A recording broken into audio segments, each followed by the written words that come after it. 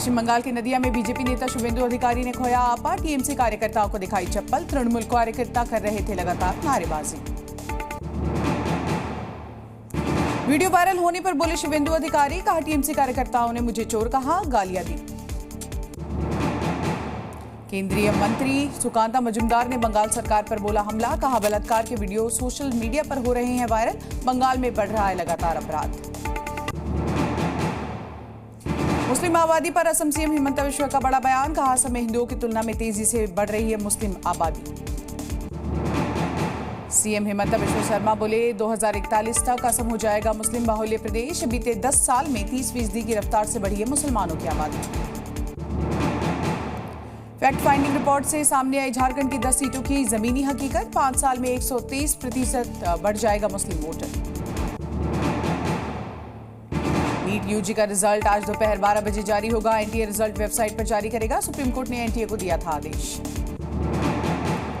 Odisha BJP की 2 दिवसीय कार्यकारिणी बैठक में जेपी नड्डा ने कांग्रेस पर बोला हमला। कहा इमरजेंसी लगाने वाले आज संविधान बचाने की बात कर रहे हैं। बीजेपी में परिवारवाद बिल्कुल भी नहीं।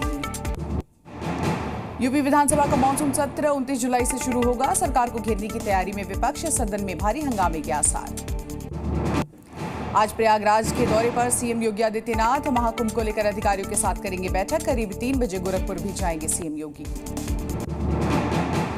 कांवड़ यात्रा को लेकर सीएम योगी का बड़ा फैसला। दुकानों पर लगानी होगी नेम प्लेट। कांवड़ यात्रा की पवित्रता को देखते हुए लिया गया बड़ा फैसला। हरिद्वार में भी प्रशासन का निर्देश। मेले की दुकानों में नेम प्लेट जरूरी। दुकान के बाहर लिखना होगा नाम। दुकान मालिकों और कर्मचारियों का वेरिफिकेशन भी जरूरी।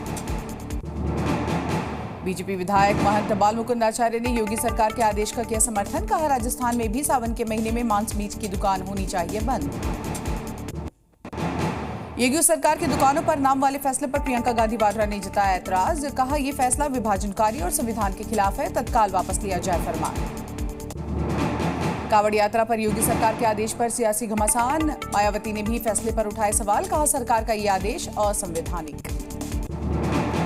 योगी सरकार के आदेश पर भड़के समाजवादी पार्टी के नेता डॉक्टर एसटी हसन। कहा हिंदुस्तान के लोगों में दरार पैदा कर रही है मौजूदा सरकार। श्री राम जन्मभूमि मंदिर पहुंची एनएसजी की टीम ने कई स्थानों पर किया मॉक ड्रिल। अयोध्या की सुरक्षा परख रही है एनएसजी। अभेद्य सुरक्षा कवच बनाने की बड़ी तैयारी। ट्रेनी आईएएस पूजा खेड़कर पर यूपीएससी की एफआईआर। फर्जी पहचान से परीक्षा देने का आरोप। नाम माता पिता के नाम भी बदलने का आरोप। पूजा खेड़कर को यूपीएससी का नोटिस जारी।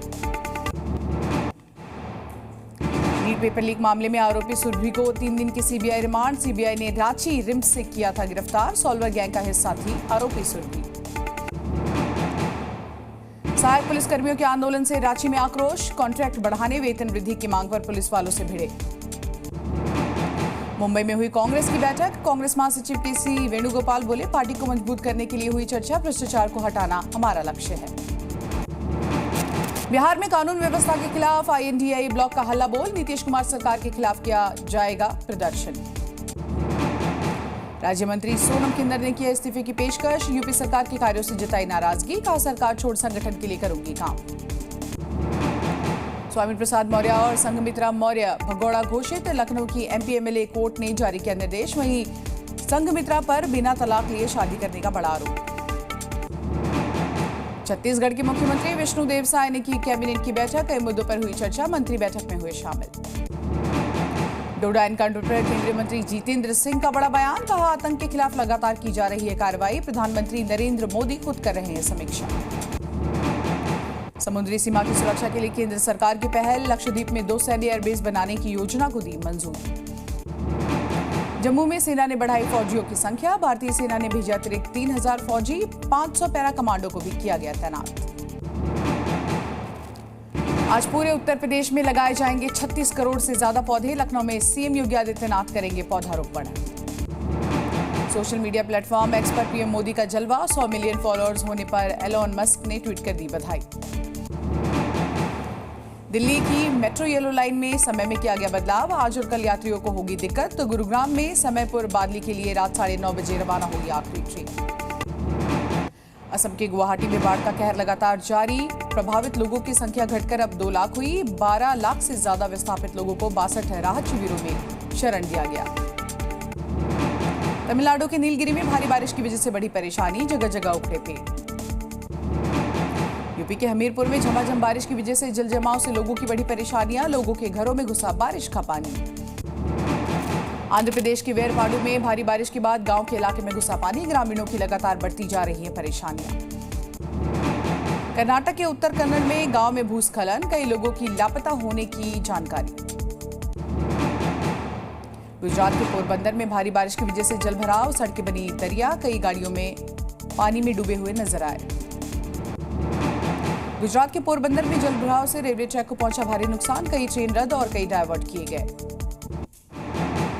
गुजरात के वलसाड़ में भारी बारिश की वजह से बिगड़े हालात, गली मोहल्लों में भरा बारिश का पानी, लोगों को आने जाने में हो रही है परेशानी। एमपी के विदिशा में लगातार बारिश की वजह से सड़कों पर जल जमाव, लोगों के घरों में पानी भरने की वजह से बड़ी परेशानी, दुकानों में भी भरा पानी। महाराष्ट्र के 15 जिलों में भारी बारिश के आसार, मौसम विभाग ने जारी किया रेड और ऑरेंज अलर्ट। बेंगलुरु में भारी बारिश के बाद बाढ़ जैसे हालात, पूरा इलाका पानी में डूबा, जनजीवन पूरी तरह से अस्त व्यस्त।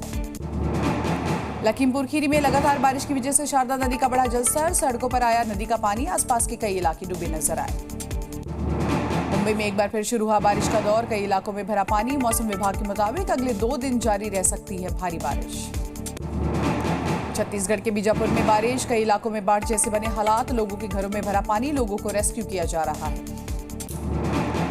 गोवा के पास समुद्र में कंटेनर कार्गो मर्चेंट जहाज में लगी भीषण आग, इंडियन कोस्ट गार्ड ने संभाला मोर्चा, मुद्रा से कोलंबो जा रहा था जहाज। यूपी के गोंडा में रेल हादसे के बाद बहाली का काम पूरा, रेल सेवा फिर से की गई शुरू। गुजरात के वडोदरा में स्कूल की दीवार गिरने से हुआ बड़ा हादसे में 6 से ज्यादा छात्र घायल, अस्पताल में कराया गया भर्ती, स्कूल परिसर में मची अफरा-तफरी। भारतीय महिला क्रिकेट टीम ने विमेंस एशिया कप में जीत के साथ किया आगाज, पाकिस्तान को 7 विकेट से हराया। स्मृति मंधाना और शेफाली वर्मा के बीच हुई 85 रनों की पार्टनरशिप, दीप्ति ने 4 ओवर में 20 रन देकर झटके 3 विकेट, वहीं प्लेयर ऑफ द मैच भी चुना गया। नेपाल विमेंस टीम की एशिया कप में पहली जीत, यूएई को 6 विकेट से हराया, संजना खड़का ने नाबाद 72 रन की पारी खेली।